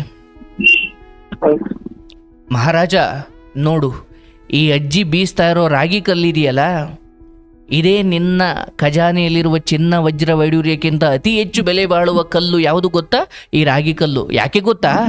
ಈ ಅಜ್ಜಿ ಅವರಿವರು ತಂದು ಕೊಡುವ ರಾಗಿಗಳನ್ನೆಲ್ಲ ಬೀಸಿ ಬೀಸಿ ಬೀಸಿ ಅದರಿಂದ ಈ ಅಜ್ಜಿಯ ಜೀವನ ನಡೆಯುತ್ತೆ. ಮತ್ತು ರಾಗಿಯನ್ನು ಹಸೀಟ್ ಮಾಡಿ ಅದರಿಂದ ತುಂಬ ಜನ ಊಟ ಮಾಡ್ತಾರೆ. ಅದರಿಂದ ಪ್ರತಿದಿನ ಈ ಅಜ್ಜಿ ದುಡಿತಾ ಇದ್ದಾಳೆ. ಯಾರೋ ಕಳ್ಳ ಬಂದು ಕಳ್ತನ ಮಾಡ್ತಾನೆ ಅನ್ನೋ ಭಯ ಇಲ್ಲ, ಆತಂಕ ಇಲ್ಲ. ಆಕೆ ಜೀವನ ನೆಮ್ಮದಿಯಾಗಿ ಹೋಗ್ತಾ ಇದೆ. ಈ ಅಜ್ಜಿಗೆ ನೆಮ್ಮದಿ ತಂದು ಕೊಟ್ಟಿರೋ ಈ ಕಲ್ಲು ಬೆಲೆ ಬಾಳುವಂಥದ್ದ? ಸದಾ ಭಯದಲ್ಲೇ ಸೈನಿಕರನ್ನಿಟ್ಟು ಕಾಯ್ತಾ ಇರೋ ನಿನ್ನ ಕಲ್ಲುಗಳು ಬೆಲೆ ಬಾಳುವಂಥದ್ದ ಯಾವುದು ಅಂತ ಕೇಳಿದಾಗ ರಾಜನಿಗೆ ಅನಿಸುತ್ತೆ, ಅಜ್ಜಿ ಇರೋ ರಾಗಿ ಕಲ್ಲೇ ಬೆಟರು ಅಂತ. ಅಂದ್ರೆ ಯೋಚನೆ ಮಾಡಿ, ನಾವು ಏನನ್ನಾದರೂ ಖರೀದಿ ಮಾಡುವ ಮುನ್ನ ಇದರಿಂದ ನಮ್ಗೆ ಆದಾಯ ಇದೆಯೋ ಅಪಾಯ ಇದೆಯೋ ಅಂತ ಯೋಚನೆ ಮಾಡುವುದು ಬುದ್ಧಿವಂತರ ಲಕ್ಷಣ. ಹೌದಲ್ಲ? ಖರೀದಿ ಅಂದ್ರೆ ಅದರ ಅರ್ಥ ಚಿನ್ನ ವಜ್ರನೇ ಅಂತ ಅಲ್ಲ. ನೀವು ಬೆಳೆಸೋ ಸಂಬಂಧಗಳು ಇದರಿಂದ ಆದಾಯವೋ ಅಪಾಯವೋ ಅಂತ ಯೋಚನೆ ಮಾಡಿದ್ರೆ ಇದೆಲ್ಲ ಆಗ್ತಿರ್ಲಿಲ್ಲ. ಅವತ್ತೇನಾಯ್ತು? ನಿಮ್ಮ ತಿಳುವಳಿಕೆ ಎಲ್ಲ ಸುಚಾಪ್ ಆಗ್ಬಿಟ್ಟಿತ್ತು. ಈಗ ತಾಯಿ ಕಣ್ಣಲ್ಲಿ ನೀರು ಬಂದಾಗ, ಹೆಂಡತಿ ನಿಮ್ಮನ್ನು ಕ್ಷಮಿಸಿದಾಗ, ಅಕ್ಕ ಮಕ್ಕೋಗ್ದಾಗ, ಇದೆಲ್ಲ ಆದಮೇಲೆ ನಿಮ್ಮನ್ನು ಸಹಜವಾಗಿ ಮನೆ ಮಗ ಅಂತ ಪ್ರೀತಿಸಬಹುದು. ಎಲ್ಲೋ ಒಂಚೂರು ಮೊದಲಿಗಿಂತ ಅವರ ಮುಖದ ಮೇಲೆ ನಗು ಕಡಿಮೆ ಮಾಡಿಬಿಟ್ಟಲ್ಲಪ್ಪ ನೀನು. ಹೌದು ಸರ್, ಅದೇ ಕಾಡ್ತಿದೆ ಸರ್ ನನ್ಗೆ ಅದೇ ತುಂಬಾ ಇದಾಗಿರೋದು. ಇವ್ರಿಂದ ನಾನು ಇಷ್ಟು ವರ್ಷ ಏನೇನೋ ನಮ್ ತಾಯಿ ಒಂದೇ ಮಾತು ಹೇಳಿದ್ರು ಸರ್, ಇಷ್ಟು ದಿವಸ ಕಷ್ಟಪಟ್ಟು ಊರಲ್ಲಿ ಏನೇನೋ ಒಂದ್ ಮರ್ಯಾದೆ ಗಳಿಸ್ಕೊಂಡಿದ್ಯಾ, ನಿನ್ಗೊಂದಂತ ಹೆಸರು ಮಾಡ್ಕೊಂಡಿದ್ಯಾ, ನೀನ್ ಕಷ್ಟಪಟ್ಟು ಇಷ್ಟು ಗಾಡಿಗಳು ಮಾಡ್ಕೊಂಡಿದ್ಯಾ, 4 ಕಾರು, 2 ಗೂಡ್ಸ್ ಗಾಡಿಗಳು, ಅಕ್ಕ ತಂಗಿಂದಿರ್ನು ಮತ್ತೆ ಭಾವಂದಿರ್ನು, ಇಷ್ಟು 4-5 ಕುಟುಂಬನು ಎಲ್ಲಾರು ಒಂದು ಇದಕ್ಕೆ ಸೇರ್ಸಿದ್ಯಾ, ಕೂಲಿ ಕೆಲಸ ಮಾಡೋರ್ಗೆಲ್ಲರಿಗೂ. ನೀನೇ ಈ ರೀತಿ ಮತ್ತೆ ಮಾಡ್ಕೊಂಡ್ರೆ ನಿನ್ಗೆ ಏನಾಗುತ್ತೆ ಅಂತ ತುಂಬಾ ಹತ್ಬಿಟ್ಟು ನಾನೇ ಸತ್ತೋಗ್ಬಿಡ್ತೀನಿ ಅನ್ನೋ ಮಟ್ಟಕ್ಕೆ ಹೇಳ್ಬಿಟ್ಟು ಸರ್, ಅವತ್ತೇ ತುಂಬಾ ನೊಂದ್ಕೊಂಡ್ಬಿಟ್ಟೆ ನಾನು. ಅವತ್ತಿಂದ ಡಿಸೈಡ್ ಮಾಡ್ತಾ ಇಲ್ಲ, ನಾನು ತಪ್ಪು ಮಾಡ್ತಿದ್ದೀನಿ ಅಂತ. ನಿನ್ನ ತಾಯಿಯ ಆ ಕಣ್ಣೀರನ್ನು ನೋಡಿ ನಿನಗೆ ಪಶ್ಚಾತ್ತಾಪ ಆಗಿದೆ, ಅಲ್ಲಿಗೆ ಮುಗೀತು. ನಾನು ನಿನ್ನ ಕೈ ಮುಗಿದು ಕೇಳ್ಕೊಳ್ಳೋದು, ನಿನ್ನ ಹೆಂಡತಿ ಮಕ್ಕಳನ್ನು ನೋಡಪ್ಪ, ನೀನು ಎಷ್ಟು ಲಾರಿ ಮಡಗಿದೀಯಾ, ಕಾರ್ ಮಡಗಿದೀಯಾ, ಹೌದು ನಿನ್ನ ಸಾಧನೆನೇ. ಯಾಕಂದರೆ ಆ ಸ್ಕ್ರ್ಯಾಚಿಂದ ಎದ್ದು ಬಂದಿದೀಯಾ, ಕಟ್ಟಿದೀಯಾ, ಈ ಬದುಕನ್ನು 4 ಜನ ನೋಡುವಂತೆ ಹಿಂಗೆ ಬದುಕಬೇಕಪ್ಪ ಅನ್ನೋದಕ್ಕೆ ಬದುಕು ಕಟ್ಟಿಕೊಂಡಿದೀಯಾ. ಆದರೆ ಕಳ್ಕೊಳ್ಳೋಕೆ ತುಂಬ ಸಮಯ ಬೇಕಿಲ್ಲ ಸರ್. ಸಮಯ ಬೇಕಾಯ್ತಲ್ಲ, ಅದರ 1/4% ಸಮಯ ಕಳ್ಕೊಳ್ಳೋಕು ಬೇಕಿಲ್ಲ. ಹಾಗಾಗಿ ಅದರಲ್ಲಿ ಹೆಣ್ಣಿನ ವಿಚಾರ ಇದೆಯಲ್ಲ, ಆಕೆ ಸುಮ್ಮನೆ ಹಳೇದನ್ನೆಲ್ಲ ತೆಗೆದು ಹೆಂಗೂ ನನ್ನ ಗಂಡನಿಗೂ ಗೊತ್ತಾಗಿದೆ, ಗಂಡನೂ ದೂರ ಇಟ್ಟಿದ್ದಾನೆ, ಈಗ ಆಗೋದಾಗಲಿ, ನಾನು ನೆಮ್ಮದಿಯಾಗಿರೋದು ಬೇಡ, ಇವನು ನೆಮ್ಮದಿಯಾಗಿರೋದು ಬೇಡ ಅಂತ ಅವಳು ಒಂಚೂರು ತಿರುಗಿ ನಿಂತ್ಕೊಂಡ್ರೆ ಏನು ಮಾಡ್ತೀಯ ನೀನು? ಹೌದು ಸರ್, ಹಂಗೆ ಆಗಿದೆ ಸರ್. ಆದ್ರೆ ನನ್ಗೆ ಒಂದ್ ಅನ್ನಿಸ್ತಿದೆ ಸರ್, ಎಲ್ಲ ಗೊತ್ತಿದ್ದು ಇವ್ರು ಇನ್ನೊಬ್ರು ಜೀವನದಲ್ಲಿ ಆಟ ಆಡೋದು. ಮತ್ತೆ ನಾನು ಇದನ್ನ ಒಂದು ನನಗೆ ತುಂಬಾ ಕಾಡ್ತಿದೆ ಸರ್. ಯಾಕಂದ್ರೆ ನಾನು ತುಂಬಾ ಕಷ್ಟದಿಂದ ಬೆಳೆದು ಸಮಾಜದಲ್ಲಿ ಬದುಕಿರೋದ್ರಿಂದ ತುಂಬಾ ಜನಗಳಲ್ಲಿ ಇದು ಮಾಡಿರೋದು ನಾನು ಮಾಡಿರೋ ತಪ್ಪೇ ಸರ್. ಆದ್ರೆ ಇಂಥವ್ರಿಂದ ನಂತರ ಇನ್ನೊಂದ್ 4 ಜನ ಎಲ್ಲೋ ಇವರಿಂದ ಇದು ಆಗ್ಬೋದಲ್ಲ ಅನ್ನೋ ಒಂದು ಫೀಲ್ ತುಂಬಾ ಕಾಡ್ತಿದೆ ಸರ್ ನನ್ನ. ನಿನಗೆ ಹೊಲ ಬೆಳೆ ಕಳೆಯ ಉದಾಹರಣೆ ಯಾಕೆ ಹೇಳಿದೆ ನೆನಪಾಯ್ತಲ್ಲಪ್ಪ. ಯಾಕಂದರೆ ಲೋಕದಲ್ಲಿ ಒಳ್ಳೆಯದು ಕೆಟ್ಟದ್ದಿದೆ. ಕೆಟ್ಟದ್ದು ಮೋಹ ಹುಟ್ಟಿಸುತ್ತೆ. ಈಗ ನೀನು ರಸ್ತೆಯಲ್ಲಿ ಮನೆಗೆ ಕೆಲಸ ಮುಗಿಸ್ಕೊಂಡು ಹೋಗ್ಬೇಕಾದ್ರೆ ಪಾನಿಪುರಿ ಬಾ ಅನ್ನುತ್ತೆ, ಗೋಬಿ ಬಾ ಅನ್ನುತ್ತೆ. ಇಲ್ಲ ನನ್ನ ಮನೇಲಿ ನಮ್ಮವ್ವ ನಮ್ಮ ಹೆಂಡತಿ ಅಡುಗೆ ಮಾಡ್ಯಾರ, ನಾನು ಅಲ್ಲೇ ಹೋಗಿ ಊಟ ಮಾಡ್ತೀನಿ ಅನ್ಲಿಕ್ಕೆ ಒಂದು ತಾಕತ್ತು ಬೇಕು, ಹೌದಲ್ಲ? ಹೌದು ಸರ್. ಈಗ ಪಾನಿಪುರಿ ಮಾಡೋರ್ನ, ಗೋಬಿ ಮಾಡೋರ್ನ, ರಸ್ತೆ ಬದಿ ಅನಾರೋಗ್ಯ ತರಿಸೋ ಏನೇನು ಫುಡ್ಗಳು ಇಟ್ಕೊಂಡಿರ್ತಾರೆ, ನಾವು ಅವ್ರನ್ನ ಓಡಿಸೋಕ್ಕಾಗಲ್ಲ. ನಮ್ಮ ಬುದ್ಧಿ ನಮ್ಮ ಕೈಲಿರಬೇಕು. ಹೌದು ಸರ್. ಈಗ ಋಷಿ ಮುನಿಗಳು ತಪಸ್ಸಿ ಕೂತ್ಕೊಳ್ತಾ ಇದ್ರು. ಅವ್ರು ತಪಸ್ಸು ಮಾಡಿದ್ರೆ, ಈಗ ನಮ್ಮಲ್ಲಿ ಒಂದು ಕತೆ ಇತ್ತು. ಏನು? ವಿಷ್ಣು, ಶಿವ, ಬ್ರಹ್ಮ ವಿಷ್ಣು ಮಹೇಶ್ವರ, ಏನು ಈ ನಮ್ಮ ದೇವತೆಗಳಿದ್ದಾರಲ್ಲ, ಭೂಲೋಕದಲ್ಲಿ ಋಷಿ ಮುನಿಗಳು ಮಾಡುವ ಯಾಗ ಯಜ್ಞ ಇವೆಲ್ಲ ಆ ಭಗವಂತ ಅಂದರೆ ಬ್ರಹ್ಮ ವಿಷ್ಣು ಮಹೇಶ್ವರ, ಅದರಲ್ಲೂ ವಿಷ್ಣುವಿಗೆ ಶಕ್ತಿ ಅಂದರೆ ಅವನಿಗೆ ವಿಷ್ಣುವಿಗೆ ಆಹಾರ ಏನಂದರೆ, ಇಲ್ಲಿ ಭೂಲೋಕದಲ್ಲಿ ಋಷಿ ಮುನಿಗಳು ಸಾಧು ಸಜ್ಜನರು ಮಾಡುವಂತಹ ಜಪ ತಪ ವ್ರತ ಯಾಗ ಯಜ್ಞಗಳೇ ವಿಷ್ಣುವಿಗೆ ಆಹಾರ. ಅಂದರೆ ವಿಷ್ಣುವಿನ ಶಕ್ತಿ ಹೆಚ್ಚಾಗುವುದೇ ಯಾಗ ಯಜ್ಞಗಳಿಂದ. ರಾಕ್ಷಸರು ಏನು ಮಾಡ್ತಿದ್ರು ಗೊತ್ತಾ? ವಿಷ್ಣುವಿನ ಶಕ್ತಿ ಹೆಚ್ಚಾದ್ರೆ ತಾನೇ ಅವನನ್ನು ನಮ್ಮಂಗೆ ಕೊಲ್ಲೋದು. ಈ ಯಾಗ ಯಜ್ಞಗಳು ನಡೀದಂಗೆ ಮಾಡಿಬಿಟ್ರೆ, ಋಷಿಗಳು ತಪಸ್ಸೇ ಮಾಡ್ದಂಗೆ ಮಾಡಿಬಿಟ್ರೆ ಅವ್ರಿಗೆ ಶಕ್ತಿ ಬರೋಕ್ಕೆ ಸಾಧ್ಯನೇ ಇಲ್ವಲ್ಲ ಅಂತ ಋಷಿ ಮುನಿಗಳು ತಪಸ್ಸನ್ನು ಕೆಡಿಸ್ತಾ ಇದ್ರು. ನೀವೆಲ್ಲ ಹಳೆ ಸಿನಿಮಾಗಳಲ್ಲಿ ನೋಡಿರ್ತೀರ. ಋಷಿ ಮುನಿಗಳು ತಪಸ್ ಮಾಡ್ಬೇಕಾದ್ರೆ ಅಲ್ಲಿಗೆ ಮಾಂಸ ಎಸೆಯೋದು, ರಕ್ತ ಎಸೆಯೋದು ಮಾಡ್ತಾರೆ ರಾಕ್ಷಸರು. ಯಾಕಂದ್ರೆ ಆ ಯಾಗ ಯಜ್ಞಗಳನ್ನ ಭಂಗಗೊಳಿಸಿದ್ರೆ ಆ ಯಾಗ ಯಜ್ಞದಿಂದ ಏನ್ ದೇವತೆಗಳಿಗೆ ಶಕ್ತಿ ಸಿಗುತ್ತೆ, ಆ ದೇವತೆಗಳಿಗೆ ಸಿಗೋ ಶಕ್ತಿ ನಿಂತು ಹೋಗುತ್ತೆ, ದೇವತೆಗಳು ದುರ್ಬಲರಾಗುತ್ತಾರೆ. ಆಗ ರಾಕ್ಷಸರ ಮೇಲೆ ಏನು ಮಾಡ್ಲಿಕ್ಕೆ ಆಗಲ್ಲ ಅಂತ. ಅಂದ್ರೆ ಋಷಿ ಮುನಿಗಳು ತಪಸ್ಸು ಮಾಡುವ ಸಮಯದಲ್ಲಿ, ಅದರಲ್ಲೂ ರಾಕ್ಷಸ ತಪಸ್ಸು ಮಾಡೋ ಸಮಯ, ರಾಕ್ಷಸ ಘೋರ ತಪಸ್ಸು ಮಾಡಿ, ಹಿರಣ್ಯಕಶಿಪು ಸಿನಿಮಾ ನೋಡಿದೀರಾ? ನೋಡಿದೀನಪ್ಪ? ಹಿರಣ್ಯಕಶಿಪುವಿನಂತಹ ರಾಕ್ಷಸರು ತಪಸ್ ಮಾಡೋದು ಯಾಕೆ? ಬ್ರಹ್ಮನನ್ನ ಕುರಿತು ತಪಸ್ಸು ಮಾಡ್ತಾರೆ. ಏನಂತ? ಬ್ರಹ್ಮ ತಪಸ್ಸಿಗೆ ಪ್ರತ್ಯಕ್ಷ ಆಗ್ತಾನೆ. ಏನ್ ಬೇಕಪ್ಪ ನಿನಗೆ? ನನ್ನನ್ನು ಯಾರೂ ಸಾಯಿಸಬಾರ್ದು, ನನ್ನನ್ನು ಯಾರೂ ಮುಟ್ಟಬಾರ್ದು, ನನಗೆ ಸಾವೇ ಬರಬಾರ್ದು, ಇಂಥ ಕೆಟ್ಟ ವರನೆಲ್ಲ ಕೇಳ್ಬಿಡ್ತಾನೆ. ಈ ರಾಕ್ಷಸರೆಲ್ಲ ಸಾಯದೆ ಉಳ್ಕೊಂಡ್ಬಿಟ್ರೆ ಜನರ ಕಥೆ ಏನಾಗಬೇಕು? ಇಂಥ ರಾಕ್ಷಸರು ಅಥವಾ ಹೀಗೆ ತಪಸ್ಸು ಮಾಡೋ ಸಮಯದಲ್ಲಿ ಇವರು ತಪಸ್ಸು ಯಶಸ್ವಿ ಆಗಬಾರ್ದು ಅಂತ ದೇವತೆಗಳೆಲ್ಲ ರಂಬೆ ಊರ್ವಶಿಯರನ್ನ ಕಳಿಸೋರಂತೆ, ಹೋಗಿ ಅವ್ರನ್ನ ಡಿಸ್ಟರ್ಬ್ ಮಾಡು ಅಂತ. ಆದ್ರೆ ಅವ್ರು ಹೆಂಗಿರ್ತಿದ್ರು ಅಂದ್ರೆ, ನಮ್ಗೆ ಆ ರಾಕ್ಷಸರಿಂದಲೂ ಕಲಿಬೇಕಾದ ಒಂದು ಪಾಠ ಇದೆ. ಈ ರಂಬೆ ಊರ್ವಶಿ ಅವ್ರು ಯಾರೂ ಅಲ್ಲ, ನಿಮ್ಮ ಅಕ್ಕ ಸ್ನೇಹಿತೆ ಎಂದಲ್ಲಪ್ಪ. ಮೆಸೆಂಜರ್ ಅಲ್ಲಿ ಬರೋ ಮೆಸೇಜ್ ಹುಡುಗಿರ್ ಮೆಸೇಜು, ವಾಟ್ಸಪ್ ಅಲ್ಲಿ ಬರೋ ಹುಡುಗಿರ್ ಮೆಸೇಜು, ಅಥವಾ ಇನ್ಯಾವ ಕಡೆಯಿಂದಲೂ ಬರೋ ಮೆಸೇಜು, ಇವೇ ರೆಂಬೆ ಊರ್ವಶಿಗಳು. ಬಟ್ ನೀವ್ ಎಲ್ಗೆ ಹೊಂಟಿದ್ದೀರಾ? ನೀವು ಯಾವ ಉದ್ದೇಶದಿಂದ ತಪಸ್ಸಿಗೆ ಹೊಂಟಿದ್ದೀರಾ? ಅದನ್ನು ಬಿಟ್ಬಿಟ್ಟು ನೀವು ರಂಬೆ ಊರ್ವಶಿ ಜೊತೆ ಡ್ಯಾನ್ಸ್ ಮಾಡ್ಕೊಂಡು ಕೂತ್ಕೊಂಡ್ರೆ ತಪಸ್ಸು ಆಗ್ಲಿಕ್ಕಿಲ್ಲ. ಅಂದ್ರೆ ಅದರ ಅರ್ಥ, ಆ ಹೆಣ್ಣನ್ನು ದೂಷಿಸೋದನ್ನ ಬಿಡು, ಅದರ ಕರ್ಮ ಅಲ್ಲೆಲ್ಲೋ ಇದೆ, ಅದೆಲ್ಲೋ ಅಂತ್ಯ ಆಗುತ್ತೆ. ನಿನಗದು ಬೇಡ, ಯಾಕಂದ್ರೆ ನಿನ್ನ ಕೈಲಿ ಅದಿಲ್ಲ. ಸುಮ್ಮನೆ ವ್ಯರ್ಥ ಮಾಡಿ ಆರೋಗ್ಯ ಎನರ್ಜಿ ಎಲ್ಲ ವ್ಯರ್ಥ ಮಾಡ್ಕೊಳ್ಬೇಡ.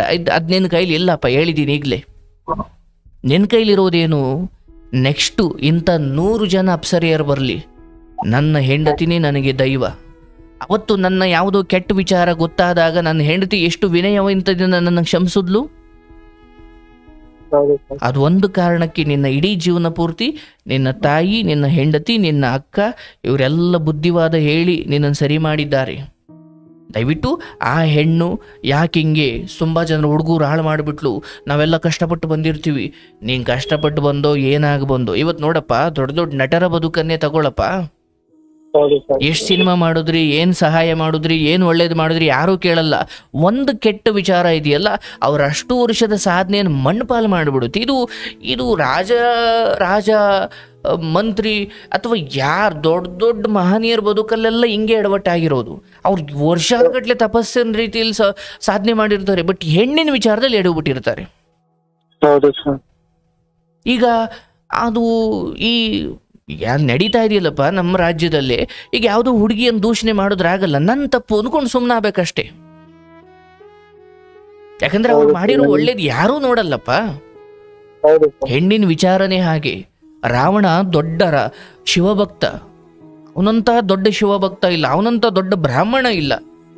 ಆದರೆ ಸೀತೆಯನ್ನು ಅಪಹರಿಸಿ ಮಾಡಿದ ಒಂದು ತಪ್ಪಿಗೆ ಅವನನ್ನು ಕೊಲ್ಲಬೇಕಾಗಿ ಬಂತು. ಇವತ್ತಿಗೂ ನಾವು ಅವನ ರಾಕ್ಷಸ ಅಂತ ಹೇಳ್ತೀವಿ. ಹಾಗಾಗಿ ನೀವು ಹೆಣ್ಣು ಮಕ್ಕಳನ್ನು, ಅವರು ನಡತೆಗಿಟ್ಟ ಮನಸ್ಥಿತಿಯವರು ಇರ್ತಾರೆ, ನೀವು ಅವರು ಕುಣದಂಗೆ, ಯಾಕಂದ್ರೆ ಅಂಥವ್ರು ಬೀದಿ ಬೀದಿಗೂ ಇದ್ದಾರಪ್ಪ. ನೀನು ಎಲ್ಲರೂ ಸರಿ ಮಾಡ್ಲಿಕ್ಕೆ ಆಗಲ್ಲ. ನಿನ್ನ ಮನೆಗೆ ನಿನಗೆ ಅದರಿಂದ ತೊಂದರೆ ಆಗ್ದಂಗೆ ನೋಡ್ಕೊಳ್ಬೇಕಷ್ಟೇ. ಹೋಗೋ ಕಡೆ ಎಲ್ಲ ಬಾರ್ಗಳಿರ್ತವೆ. ಏನ್ ಸರ್, ಯಾಕೆ ಸರ್ ಅವ್ರು ನಮ್ಮ ಮುಂದೆ ಬಾರ್ ಇಡಬೇಕು ಅಂದ್ರೆ ನೀನು ಹೋಗ್ಬೇಡ ಅಷ್ಟೇ. ಸತ್ಯ ಅಲ್ವನಪ್ಪ? ದಯವಿಟ್ಟು ನಿಮ್ಗೂ ಒಂದು ಸಂಸಾರ ಇದೆ ನೋಡಿ ಸರ್. ಸಂಸಾರ, ನಿಮ್ಮ ಹೆಂಡತಿ ಮಕ್ಕಳು, ಇದೊಂದು ಅದ್ಭುತವಾದ ಪ್ರಪಂಚ ಸರ್. ಏನೇ ಸುಖ ಸಂತೋಷ, ಒಡೆದಾಟ ಬಡದಾಟ ಮುದ್ದಾಟ ಇದ್ರೂ ಇಲ್ಲೇ ಇರಬೇಕು. ಅವ್ರಿವರು ಸುಖ ತೋರಿಸ್ಬೋದು, ಹೆಂಡತಿಯಲ್ಲಿ ಸಿಗದ ಸಂತೋಷ ಇವಳಲ್ಲಿ ಸಿಗ್ಬೋದು. ಏನಿಲ್ಲ ಸರ್, ಕಟ್ಕೊಂಡಿರೋಳೆ ಕೊನೆಯ ತನಕ. ಅವಳೊಂಚೂರು ಧ್ವನಿ ಎತ್ತಿ ಇದೊಂದು ದೊಡ್ಡದು ಮಾಡಿದ್ರೆ ಏನಾಗ್ತಿತ್ತು ನಿಮ್ಮ ಕತೆ? ದಯವಿಟ್ಟು ಇದೆಲ್ಲ ಬೇಡ. ಆಕೆಗೆ ಭಗವಂತ ಶಿಕ್ಷೆ ಕೊಡ್ತಾನೆ. ನೀವು ಈ ವಿಚಾರವಾಗಿ ಅವಳು ಯಾಕೆ ಹಂಗೆ ಮಾಡಿದ್ಲು, ಅವಳು ಎಷ್ಟು ಜನರಿಂದ ಹೋದು, ಪಾಪದ ಕೊಡ ತುಂಬಬೇಕು. ನೀವು ಆ ಪಾಪದಲ್ಲಿ ಭಾಗಿಯಾದರೆ ಆ ಶಿಕ್ಷೆ ನಿಮಗೂ ಆಗುತ್ತೆ. ಬೇಡ, ಭಗವಂತನ ಇಚ್ಛೆ. ನಿಮ್ಮ ಮನೆ ದೇವ್ರು ನಿಮ್ಮ ಕಡೆ ಇದ್ದಾನೆ. ಏನೋ ಇಷ್ಟಕ್ಕೆ ಇದು ಮುಗ್ದಿದೆ. ತಾಯಿ ಕಣ್ಣೀರು ನನ್ನಲ್ಲಿ ತುಂಬಾ ಕಾಡ್ತಾ ಇದೆ ಸರ್. ಇವ್ರು ಮತ್ತೆ ಮತ್ತೆ ಹಿಂಗೆ ಜನಗಳಿಗೆ ಮಾಡ್ತಾರೆ, ಮತ್ತೆ ನಂತರನೇ ಯಾರೋ ಮೋಸಕ್ಕೆ ಇವ್ರಿಗೆ ಏನಾರ ಒಂದ್ಸತಿ ಕಾನೂನು ರೀತಿಯಲ್ಲಿ ಏನಾರ ಮಾಡ್ಬೇಕಾ, ಆ ರೀತಿ ಎಲ್ಲ ವ್ಯವಸ್ಥೆ ಬರುತ್ತೆ ಸರ್ ತಲೆಯಲ್ಲಿ. ಬೇಡ, ನಾನೇ ಹೇಳ್ತಾ ಇದ್ದೀನಿ. ಬೇಡದೆ ಇರೋದು 1000 ಇರುತ್ತೆ, ಹೆಜ್ಜೆ ಹೆಜ್ಜೆಗೂ ಇರುತ್ತೆ. ಇದು ಇವತ್ತು ಮಾತ್ರ ಅಲ್ಲಪ್ಪ, ಏನು ಅನಂತ ಕಾಲದಿಂದಲೂ ಕೂಡ, ತ್ರೇತಾಯುಗ, ದ್ವಾಪರ ಯುಗ, ಸತ್ಯಯುಗ, ಎಲ್ಲಾ ಕಾಲದಿಂದಲೂ ಒಳ್ಳೆಯದು ಕೆಟ್ಟದಿದ್ದೇ ಇದೆ. ಬುದ್ಧಿವಂತರಾದವರು ಆ ಕೆಟ್ಟದ್ದರಿಂದ ತೊಂದರೆ ಆಗದಂಗೆ ಬಚಾವಾಗಿ ಹೋಗ್ಬೇಕಷ್ಟೆ. ರೋಡಲ್ಲಿ ಗುಂಡಿಗಳಿದಾವೆ ಅಂತ ನಮ್ಮ ಪ್ರಯಾಣವನ್ನೇ ನಿಲ್ಲಿಸೋಕಾಗಲ್ಲ. ಗುಂಡಿಯಲ್ಲಿ ಬಿದ್ದು ಕಾಲು ಮುರ್ಕೊಳ್ಳದಂಗೆ ನಮ್ಮ ಪ್ರಯಾಣ ನಾವು ಮಾಡೋದು ನಮಗೆ ಗೊತ್ತಿರ್ಬೇಕಷ್ಟೇ, ಹೌದಲ್ಲ? ದಯವಿಟ್ಟು ಆ ಹೆಣ್ಣಿನ ವಿಚಾರ ತರಲೇಬೇಡ ಇಲ್ಲಿ. ಅದ್ ನಿನ್ ತಪ್ಪೇ ಹೊರತು ನೀನಿಗೆ ಎಲ್ಲಿ ಹೋಗಿ ಹೇಳಿದ್ರು ನಿನ್ ಬುದ್ಧಿ ಎಲ್ಲಿ ಹೋಗಿತ್ತು ಅಂತಾರೆ. ಅದೇ ಸತ್ಯ, ಲೋಕದಲ್ಲಿ ಇರೋದೇ ಅದು.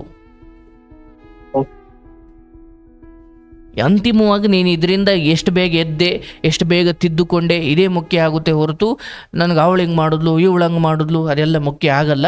ಅಲ್ಲಿ ಎಷ್ಟು ಜನ ಹಾಳಾಗುತ್ತಾರೆ ಅವಳ ಸಂಪರ್ಕಕ್ಕೆ ಸಿಕ್ಕಿ ಅವಳ ಮಾತು ಕೇಳಿಕೊಂಡು ಅವಳ ಜೊತೆ ಕೆಟ್ಟ ಸಂಬಂಧಕ್ಕೆ ಬೀಳೋರೆಲ್ಲ ನೀನು ಯಾವತ್ತೋ ತಪ್ಪು ಮಾಡಿ ಈಗ ತಿದ್ದುಕೊಳ್ತಾ ಇದೀಯ. ಅವ್ರದ್ದು ಒಂದು ದಿವಸ ಆಗುತ್ತೆ, ಅದು ನೀನು ಸರಿ ಮಾಡೋದಲ್ಲ. ಅವರು ಒಂದು ದಿವಸ ಕೆಟ್ಟು ನನ್ನ ಹತ್ರ ಬಂದಾಗ ನಾನು ಅವ್ರಿಗೆ ಹೇಳ್ತೀನಿ, ಈಗ ನಿನ್ನ ಸರದಿ.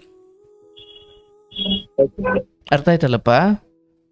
ದಯವಿಟ್ಟು ಆ ಹೆಣ್ಣಿನ ವಿಚಾರ ಬಿಟ್ಬಿಡ್ಬೇಕು. ಅದು ನಿನ್ನ ಪಾಲಿಗಿಲ್ಲ. ಅಂಥವ್ರಿಗೆ ಏನೇನು ಶಿಕ್ಷೆ ಆಗಬೇಕು ಅಂತ ಅದೆಲ್ಲ ಕಾಲವೇ ನೋಡ್ಕೊಳ್ಳುತ್ತೆ. ಈಗ ನೀನು ಬದುಕದೆ ಬಡ ಜೀವ ಅಂದುಕೊಂಡು ಇದರಿಂದ ಹೊರಗಡೆ ಬರಪ್ಪ. ನಿನ್ನ ತಂದೆ ತಾಯಿ ಕಣ್ಣಲ್ಲಿ ಅಥವಾ ನಿನ್ನ ತಾಯಿ ಕಣ್ಣಲ್ಲಿ ನೀರು ಹಾಕ್ಸೋದಿದೆಯಲ್ಲ, ಈ ಇಂದ್ರಿಯಗಳ ಸುಖ, ಲೈಂಗಿಕ ಸುಖ, ಇದು 5 ನಿಮಿಷದ ಸುಖ. ಅದಾದಮೇಲೆ ನಿನಗೆ ಅಲ್ಲಿ ನಿಂತ್ಕೊಂಡು ನಿನ್ನ ಮುಖ ನೀನು ನೋಡ್ಕೊಳ್ಳೋಕ್ಕಾಗಲ್ವಲ್ಲಯ್ಯ? ಹೌದಲ್ಲಪ್ಪ? ದಯವಿಟ್ಟು ಇದು ನಿಮ್ಮ ಬದುಕಿಗೆ ಸಿಕ್ಕಿರೋ ಅತಿ ದೊಡ್ಡ ಒಂದು ಅವಕಾಶ. ಇದೊಂದು ಪುನರ್ಜನ್ಮ ಅಂದುಕೊಳ್ಳಿ. ಎಂಥ ವಿಚಾರದಲ್ಲೆಲ್ಲ ಇವು ಹಿಂಗೆ ಮುಗಿಯೋವಲ್ಲ. ಯಾಕಂದ್ರೆ ನಿನ್ನ ಹೆಂಡತಿಗೆ ಕ್ಷಮಿಸಿದ್ರು ಆ ಹುಡುಗಿ ಬಿಡಲ್ಲ ಅನ್ನೋ ರೇಂಜ್ಗೆ ಹೋಗಿ ಹಾಳಾದವರು ಇದ್ದಾರೆ. ಹಾಗಾಗಿ ದಯವಿಟ್ಟು ಇದರ ಮಹತ್ವವನ್ನು ಅರ್ಥ ಮಾಡ್ಕೊ. ಬ್ಲಾಕ್ ಮಾಡಿ ಎಲ್ಲ ಕಡೆಯಿಂದ ಬಿಸಾಕು. ನಿನ್ನ ಹೆಂಡತಿ, ನಿನ್ನ ತಾಯಿ, ನಿನ್ನ ಮಗು, ನಿನ್ನ ಅಣ್ಣ, ನಿನ್ನ ಅಕ್ಕ, ಇವರೇ ದೇವತೆಗಳು. ಇವರನ್ನೇ ಚೆನ್ನಾಗಿ ನೋಡಿಕೊಂಡು ಕಷ್ಟ ಸುಖದಲ್ಲಾಗಿ ಸಾವು ಯಾವಾಗ ಬೇಕಾದರೂ ಬರುತ್ತಪ್ಪ. ಲೈಂಗಿಕ ಸುಖ ಅನ್ನೋದಿದೆಯಲ್ಲ, ಅದು ಅನಿವಾರ್ಯ ಅಲ್ಲ. ಅದು ಸಂತಾನೋತ್ಪತ್ತಿಯ ಕಾರಣಕ್ಕೆ ಆಗಬೇಕು, ಅದಾಗಿದೆ. ಅದನ್ನು ಮೀರಿಯೂ ನಾನು ಅದು ಬೇಕು ಇದು ಬೇಕು, ಅದು ಬದುಕಲ್ಲ. ಅದು ಬದುಕದೆ ಎಷ್ಟು ವರ್ಷ ಬದುಕದೆ ಅನ್ನೋದಕ್ಕಿಂತ ಅದು ಹೆಂಗ್ ಬದುಕದ ಅಂತ. ಯಾರಾದ್ರೂ ನಾಳೆ ನೀನು ಒಂದಿನ ಸತ್ತು ಹೆಣವಾಗಲ್ಲಿ ಮಲಗಿದಾಗ ಅಯ್ಯೋ ಎಂತ ಮನುಷ್ಯನಪ್ಪ, ಏನಾಯ್ತು, ಯಾಕೆ ತುಂಬ ಜನ ಇದ್ದಾರೆ, ಅಯ್ಯೋ ಪಾಪ ಅಲ್ಲೊಬ್ಬ ತೀರು ಹೋಗ್ಬಿಟ್ಟಿದ್ದಾನೆ ಅಂದ್ರೆ ನಿನ್ನ ಸಾವನ್ನ ಅಯ್ಯೋ ಯಾರೋ ಅಲ್ಲಿ ಕೊಚಾಕಿದ್ದಾರೆ, ಅಯ್ಯೋ ಅಲ್ಲಿ ಯಾರೋ ಅವ್ನು ನೆಗೆದು ಬಿದ್ದಿದ್ದಾನೆ, ಅಯ್ಯೋ ಅವನ ಹಾಳಾಗಿ ಹೋಗ್ಲಿ ಬಾ ಅಂದ್ರೆ ಸಾವನ್ನ ಎಷ್ಟು ತರ ಹೇಳ್ತಾರಪ್ಪ. ಒಬ್ಬ ಯೋಧ ಸತ್ರೆ, ಒಬ್ಬ ಸೈನಿಕ ಸತ್ರೆ ಹುತಾತ್ಮ ಆದ ಅಂತಾರೆ. ಅಂದ್ರೆ ಶ್ರೇಷ್ಠ ಉದ್ದೇಶಕ್ಕೋಸ್ಕರ ತನ್ನ ಪ್ರಾಣ ಕೊಟ್ಟ ಅಂತ. ಒಬ್ಬ ಯಾರೋ ಮಹಾತ್ಮ ಸತ್ರೆ ವಿಧಿವಶರಾದ್ರು ಅಂತಾರೆ. ಅದೇ ಒಬ್ಬ ಕೊಲೆಗಾರ ಇನ್ಯಾರೋ ಕೆಟ್ಟವನ್ ಸತ್ರೆ ಹಾಳಾಗೋದ, ಯಕ್ಕುಟ್ಟೋದ, ಏನು ಹೊಗೆ ಹಾಕಿಸ್ಕೊಂಡ. ಅಂದ್ರೆ ಸಾವನ್ನ ಹೆಂಗೆ ಹೇಳ್ತಾರೆ ಅಂದ್ರೆ ಅವನು ಹೆಂಗ್ ಬದುಕಿದ್ದಾನೆ ಅನ್ನೋ ತಿಳಿಯುತ್ತೆ. ಹೌದಲ್ಲ? ಹೌದು ಸರ್. ಹಂಗೆ ನಮ್ಮ ಹುಟ್ಟು ನಮಗೆ ಗೊತ್ತಿಲ್ಲ, ಆದರೆ ಸಾವು ಹೇಗಿರ್ಬೇಕಂದ್ರೆ ಏನು ಜನ ಅಂದ್ಕೊಳ್ಬೇಕಂತೆ. ಹರಿಶ್ಚಂದ್ರ ಹೆಂಡತಿ ಜೊತೆ ರಾಜ್ಯ ಬಿಟ್ಟು ಹೋಗಬೇಕಾದ್ರೆ ಜನ ಅಂತಿದ್ರಂತೆ, ಪುರದ ಪುಣ್ಯ ಪುರುಷನ ಹಿಂದೆ ಹೋಗುತ್ತಿದೆ ಅಂತ. ಈ ನಗರದ ಪುಣ್ಯ ಇತ್ತಲ್ಲಪ್ಪ, ಅದೆಲ್ಲ ಇವನಿಂದ ಹೋಗ್ತಾ ಇದೆ, ಇನ್ನೆಲ್ಲ ನಾವು ಪಾಪಿಗಳಾಗ್ಬಿಟ್ಟು ಅಂತ. ಅಂದ್ರೆ ಒಬ್ಬ ಹರಿಶ್ಚಂದ್ರ ಆ ನಗರವನ್ನು ಬಿಟ್ಟು ಹೋಗುವುದರಿಂದ ಆ ನಗರದ ಪುಣ್ಯವು ಅವನ ಜೊತೆನೆ ಹೋಯ್ತು ಅಂದ್ರೆ ಅವನು ಹೆಂಗೆ ಬದುಕಿರ್ಬೇಕು ಯೋಚನೆ ಮಾಡಿ. ನಮ್ಮ ಬದುಕು ಹಂಗಿರ್ಬೇಕಂತೆ. ಪುಣ್ಯ ನಾವೆಲ್ಗೋದ್ರು ನಮ್ಮ ಹಿಂದೆಲೇ ಬರ್ಬೇಕು, ಹಂಗಿರ್ಬೇಕು. ಬಟ್ ಹೆಣ್ಣು ಹೊನ್ನು ಮಣ್ಣು ಇವು ಯಾವುದು ಕೆಟ್ಟದ್ದಲ್ಲ. ಆದರೆ ನಾವು ಅಕ್ರಮವಾಗಿ ಆಸೆ ಪಟ್ರೆ ಅದು ನಮ್ಮನ್ನು ಮಣ್ಣು ಮಾಡದೆ ಬಿಡೋದಿಲ್ಲ.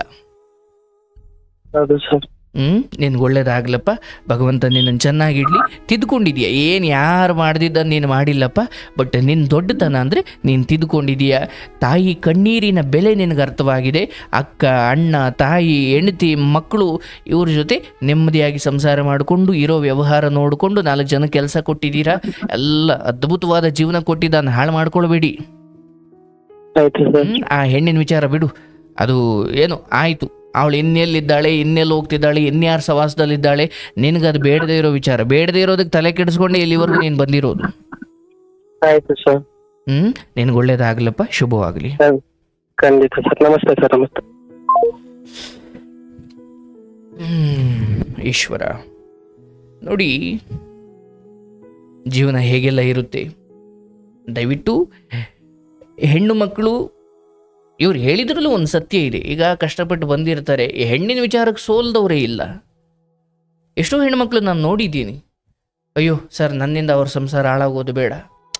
ಮೋಹಗೊಳಿಸಿ ಒಬ್ಬ ಹುಡುಗನ ಬದುಕನ್ನು ಹಾಳು ಮಾಡೋ ಶಕ್ತಿ ಇರುತ್ತೆ ಹೆಣ್ಣಿಗೆ. ಆದರೆ ಹೆಣ್ಣಿಗೊಂದು ಪ್ರಜ್ಞೆ ಇರಬೇಕು. ನಾನು ಅವನ ಬದುಕು ಹಾಳು ಮಾಡಿದ್ರೆ ನನ್ನ ಬದುಕು ಹಾಳು ಮಾಡ್ಲಿಕ್ಕೆ ಒಬ್ಬ ಹುಟ್ಟುಕೊಳ್ತಾನೆ. ಒಬ್ಬ ಹುಡುಗ ಏನೋ ಆಸೆ ಬಿದ್ದು ಆಸೆ ಪಡ್ತಾ ಇದ್ದಾನೆ ಅಂದಾಗ, ಏಯ್ ನೀನು ಹೆಂಡ್ತಿ ಇದ್ದಾರೆ ಕಣೋ, ಹೆಂಗೆ ಬದುಕಬಾರ್ದು, ಹೋಗು ಅಂತ ಹೇಳಿ ಒಬ್ಬ ಹೆಣ್ಣು ಕಳಿಸಬೇಕು. ಇವಳು ಹಂಗೆ ಅವನು ಹಂಗೆ ಅಂದಾಗ ಅಲ್ಲಿ ಬುದ್ಧಿ ಹೇಳೋರು ಯಾರು? ಬೇಡ, ಇದೆಲ್ಲ ಒಳ್ಳೇದಲ್ಲ. ಶುಭವಾಗ್ಲಪ್ಪ.